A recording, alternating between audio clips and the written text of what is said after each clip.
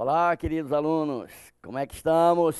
Todo mundo aí na expectativa, preparando-se, todo mundo naquela de só estudar, se preparar realmente, que esse concurso promete, viu? Esse concurso promete. Bom, vamos observar o seguinte. Na aula passada eu falava sobre Getúlio Vargas, tá? E disse que faltava falar sobre Agamenon Magalhães. Mas, dando uma olhada no edital, eu consegui perceber que ele fala da política dos governadores, da política do café com leite, que é a chamada República Velha. E vamos fazer o seguinte, vamos dar uma passadinha bem rápida nessa política dos governadores, tá certo? Na chamada República Velha, para que a gente possa, pelo menos, entrar em Getúlio Vargas, na era Vargas, tá certo?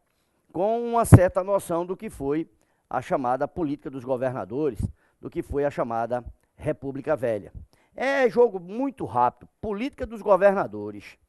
Olha, a política dos governadores é uma característica da República Velha. A gente pode até dizer que foi um fenômeno político da República Velha. Observe bem, vejam, a política dos governadores, ela começa, na verdade, com Campos Sales, né? O presidente Campos Sales, e depois essa vai até o Washington Luiz, que é o presidente deposto pela Revolução de 30 e ascende ao poder Getúlio Vargas. Então eu diria para vocês que a política dos governadores começa com Campos Sales, né, 1898, e vai até Getúlio Vargas, 1930.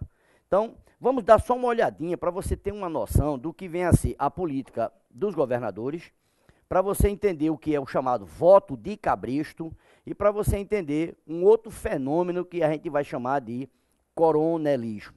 Então, em primeiro lugar, vamos começar pelo seguinte, vamos começar pelo coronelismo.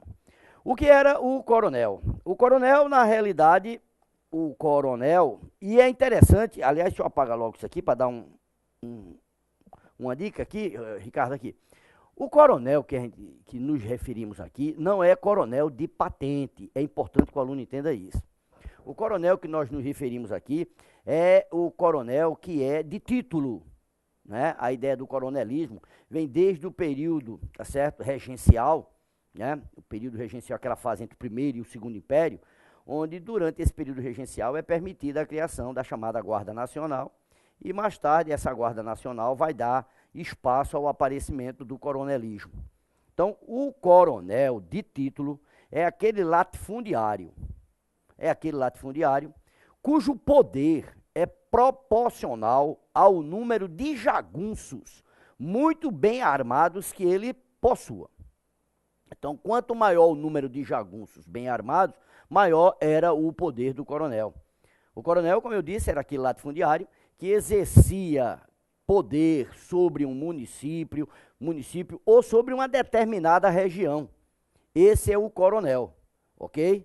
Esse coronel era padrinho de quase todo mundo lá naquela região, era juiz de paz, era quem determinava tudo, era o coronel. Todo e qualquer problema era resolvido à luz do mando do coronel, né? Então veja bem, ó, esse é um fenômeno chamado coronelismo. Bom, outra coisa que é importante que a gente começa a vislumbrar é que a Constituição de 1891, é a nossa segunda Constituição, primeira republicana, essa Constituição, ela trazia justamente, né, ela mantinha justamente o voto aberto. Aliás, é importante que a gente diga, o voto só vai passar a ser secreto com Getúlio Vargas, mas pela Constituição de 1891, o voto era aberto, não secreto, por assim dizer. E aí, veja bem, ó, se o voto é aberto, se o voto não é secreto, fica fácil você começar a entender, né, o mando do coronel na região. Todo aquele eleitor, tá certo? Né, ele votava, né, no candidato do coronel. É o que a gente vai chamar de voto de cabresto. Observe bem, o camarada ia votar, o jagunço do coronel estava ali de lado, né? E dizia para o coitado do eleitor, vote aí no candidato do nosso coronel. e o camarada não ia votar de maneira nenhuma, tá certo, em um candidato de oposição ao coronel, que era o mandatário da região. Além do mais, a gente tem que entender o seguinte, pela própria Constituição de 1891, analfabeto não votava. Analfabeto não votava e é importante que a gente entenda, né? O camarada ia votar, ele já vinha com um papelzinho. Esse papelzinho não é a cola que você faz hoje para poder ir votar. Você faz uma cola e tal e leva para a urna, né, para votar. Não, esse papelzinho que o cara levava para a urna era qualquer papel, não importa. E o camarada, o coronel, mandava o papelzinho para todo mundo daquela região ali, com o nome do candidato dele. O que é que você tinha que fazer? Pegar aquele papelzinho e depositar na urna. Acabou-se aí, né? Aí você pergunta, sim, mas o voto, na verdade, era proibido ao analfabeto. Acontece que o coronel, tá certo, e seus jagunços, juntamente com aquele pessoal da região, aquelas professorinhas da região, ensinava o camarada a assinar o nome. Ora, veja bem, ó. O camarada não assinava o nome. A gente usa a expressão assinar o nome, mas ele não assinava o nome. Ele desenhava o nome. É como se eu chegasse aqui e botasse aqui, ó, na telinha. E fizesse assim. Entende aí? Então você tem aí um nome, na verdade, desenhado. Dá para entender? Então, o que acontecia era justamente isso. Aprendia-se a desenhar o nome. E aí votava-se. Então, pelo amor de Deus, é importante que você entenda isso. Porque, na verdade, de maneira nenhuma, a oposição ao coronel iria aparecer. Fui claro até aí ou não? Bom, isso é um aspecto. Agora vamos começar a entender a chamada política dos governadores. Como eu disse, que começou com Campos Salles e vai até o Washington Luiz, que é o candidato depois com a Revolução de 30. Muito bem, vejam, a chamada política dos governadores consistia no seguinte, vamos ver aqui na telinha. Façamos o seguinte, digamos que isso aqui seja o presidente da República, certo? O presidente da República. E eu tenho aqui, certo? Os chamados governadores de estado. Que na época é interessante, eu vou chamar logo a atenção, aqui Ricardo, por favor. Chamando a atenção, veja bem, olha.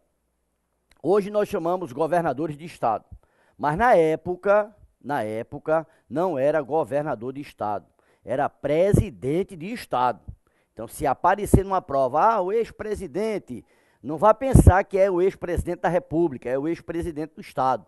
Então tem que vir bem claramente isso aí, que o certo é vir bem claramente, para não embananar a cabecinha do aluno.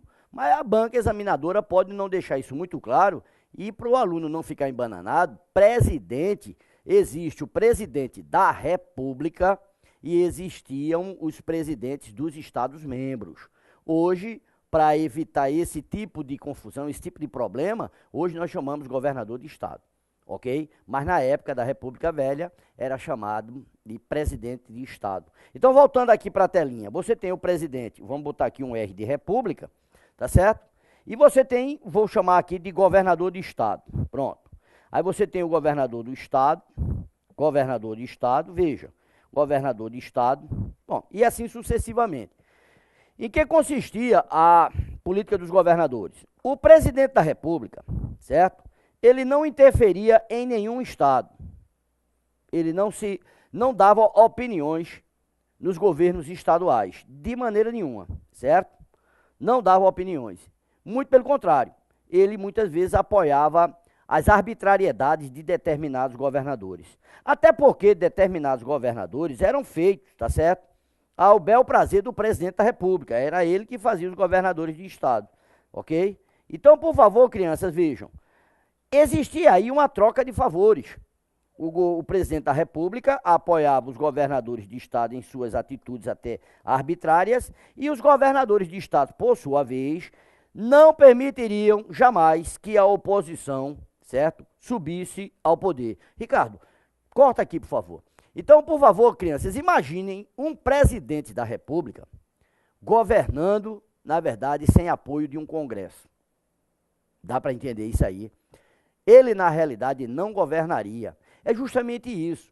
O presidente da República, na chamada política dos governadores, dava total apoio aos governadores de estado, não interferindo na política arbitrária desses governadores de estado, certo? E esses governadores de estado, por sua vez, evitariam, né, que a oposição subisse ao poder. Ou seja, nenhum deputado, nenhum senador que fosse opositor, que fosse oposição ao presidente da República, esse não subiria ao poder de jeito nenhum.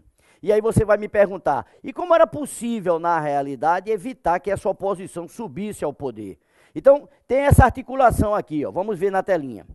Vamos observar o seguinte, nesse estado aqui você tem os municípios, claro, tá aí os municípios, tá vendo? Só que eu pergunto a vós, vocês, cada região dessa, cada pequeno município desse aqui, olha, observando, cada pequeno município desse, eu pergunto, ele era ou não controlado pelo coronel? Era. Então tá aqui, ó.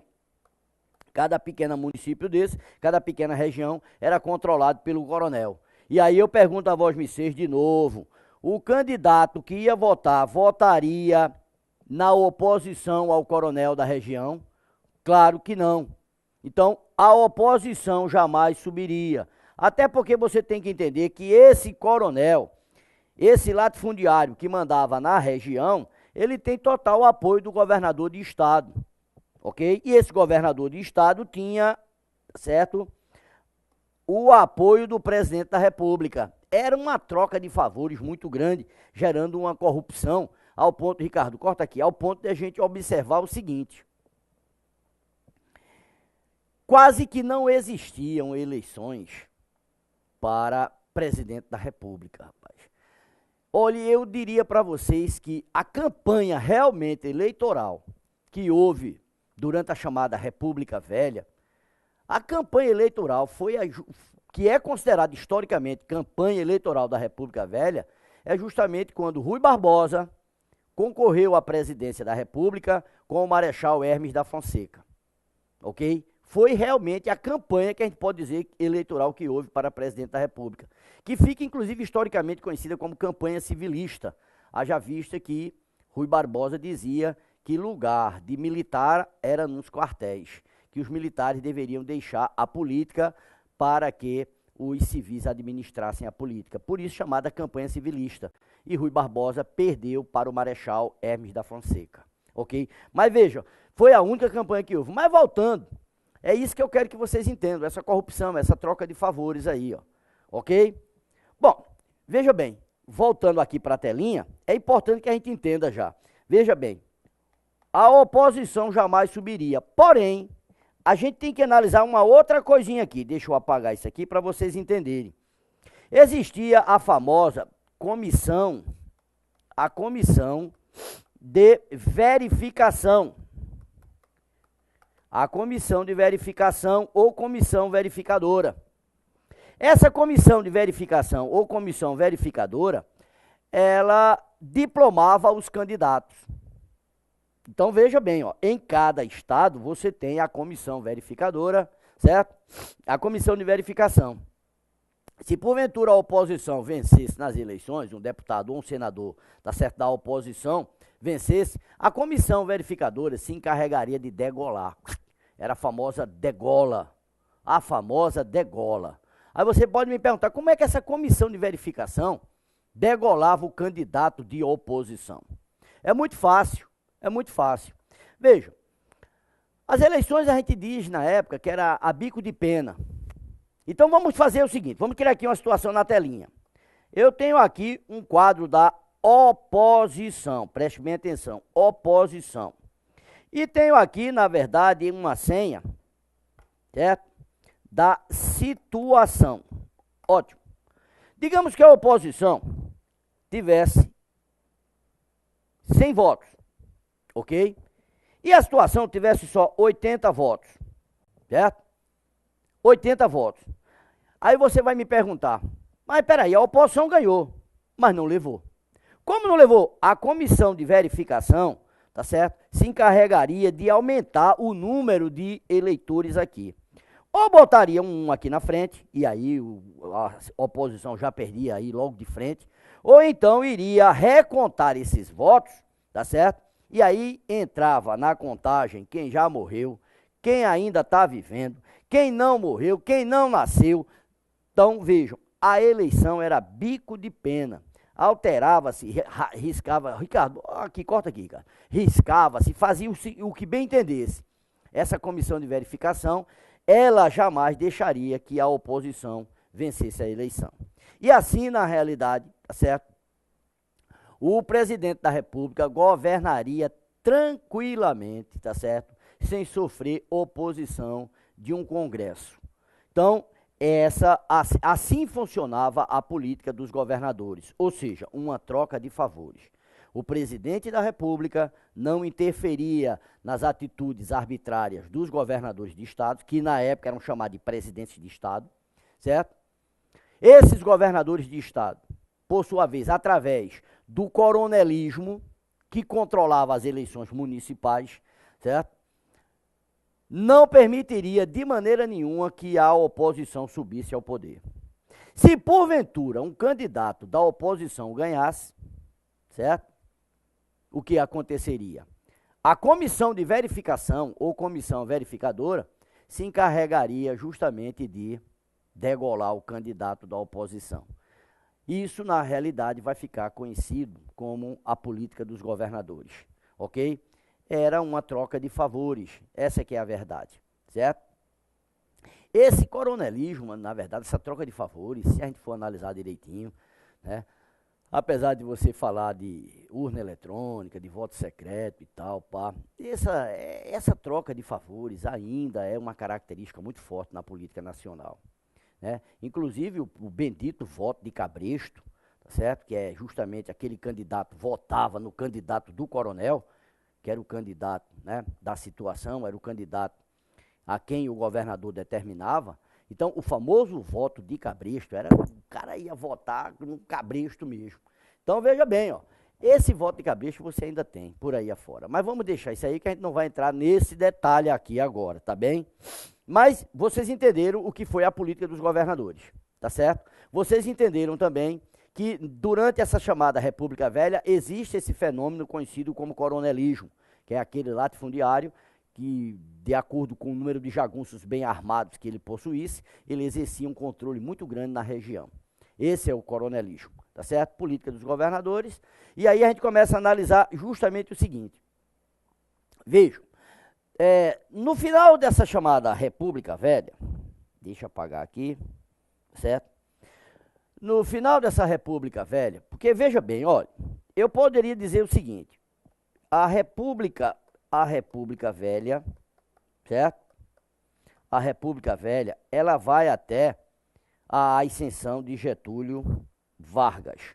Então a gente chega ao ponto de dizer, tá certo? Que Getúlio Vargas é nada mais, nada menos do que um verdadeiro divisor d'águas, certo? Com ele terminava a chamada República Velha. Cadê caneta? Pronto. Com ele terminava a chamada República Velha, né? Então, ó, um divisor d'águas. E começava a chamada República Nova, tá bem? Então, vejam, o divisor d'água aí seria justamente Getúlio Vargas. Então, vejam, Getúlio Vargas seria o divisor d'águas aí. Agora, crianças, vejam bem, em se tratando de Pernambuco, a gente começa a ver o seguinte. Nessa República Velha, no finalzinho da República Velha, no final da década de 20 para início da década de 30, você tem aqui em Pernambuco uma figura interessantíssima, certo? Que é Estácio Coimbra. Vamos observar aqui, veja. Estácio Coimbra, né? Eita, cadê a borracha? Cadê a borracha? Cadê a borracha? Pronto. Estácio, agora canetinha aqui, pronto. Estácio Coimbra, veja. Ele é interessante porque é o último governador, tá certo? Antes de Getúlio Vargas subir ao poder. Tá bem? Então veja bem, ó, Estácio Coimbra ele já tinha governado Pernambuco na época que Dantas Barreto sobe. Que Dantas Barreto sobe ao poder aqui em Pernambuco em 1911. Então, o governador que estava saindo era Estácio Coimbra. Só que Estácio Coimbra, né, foi aquele camarada levado ao poder pela família Rosa e Silva. Lembra-se do conselheiro Rosa e Silva, Francisco Rosa e Silva, que eu falei, que foi o mais poderoso, até 1930, foi o mais poderoso aqui de Pernambuco, foi Estácio Coimbra. Desculpa, Francisco Rosa e Silva, o conselheiro Rosa e Silva. Pois muito bem, veja, Estácio Coimbra estava saindo do poder quando Dantas Barreto, em 1911, concorre ao governo de Pernambuco e ele vai concorrer justamente com Rosa e Silva. Aí, ó, foi um verdadeiro sururu e tal, foi um derramamento de sangue muito grande, os rosistas e os dantistas, tá certo? Foi uma confusão imensa e Estácio Coimbra era o governador que estava saindo. O palácio do governo foi, inclusive, alvo de bala, de depedração e tal. Ele termina fugindo ali por trás do palácio, do Campo das Princesas, pega uma embarcação e vai embora para sua terra, lá para o lado de Pontas de Pedra, não, de Porto de Galinhas, certo?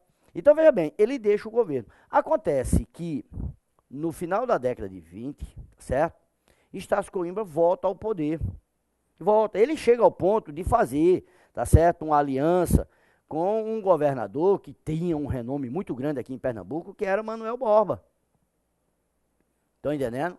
Manuel Borba foi um político de muita expressão aqui, eu cheguei a falar da urbanização de Recife, saneamento de Recife e tal, pá. Então, o Manuel Borba tinha uma expressão muito grande e era um político também de grande importância aqui. E que era desafeto político de Estácio Coimbra. Só que já estava velho, Manuel Borba estava muito velho já, e Estácio Coimbra pretendia voltar ao poder. Vê só, Estácio Coimbra realmente faz um acordo com Manuel Borba e volta ao poder. Veja bem, vai ser, por assim dizer, eu estou citando Estácio Coimbra, porque vai ser o último governador antes de Vargas subir ao poder, antes da chamada Revolução de 30.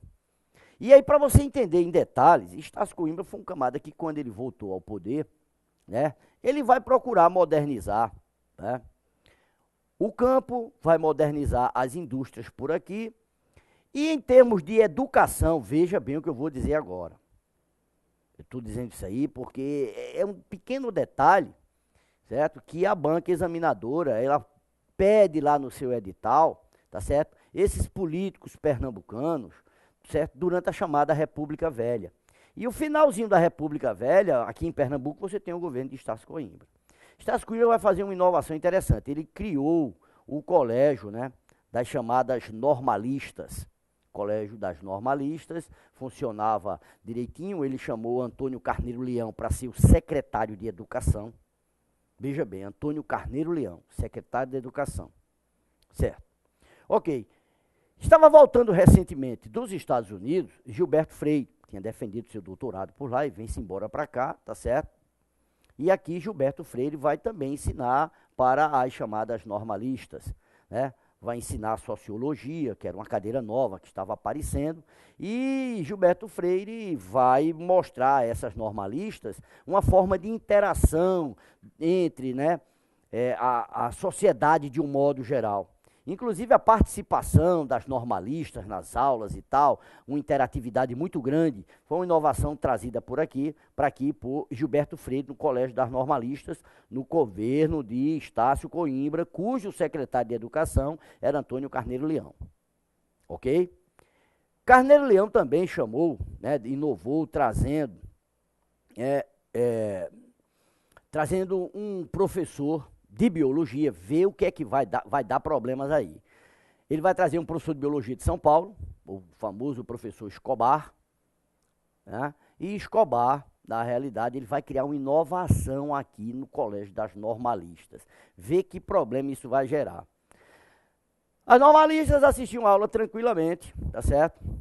Tranquilamente, as aulas didáticas, sala de aula, tudo direitinho, a participação em sala de aula. Porém, é interessante que a gente note, a aula prática era feita, toda a aula prática era feita lá na Fazenda Modelo.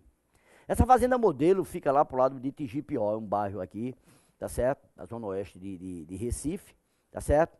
A chamada Fazenda Modelo. Se não me falha a memória, a Fazenda Modelo hoje é um quartel do Exército, é o 4º Batalhão de Comunicações de Exército, se não me falha a memória.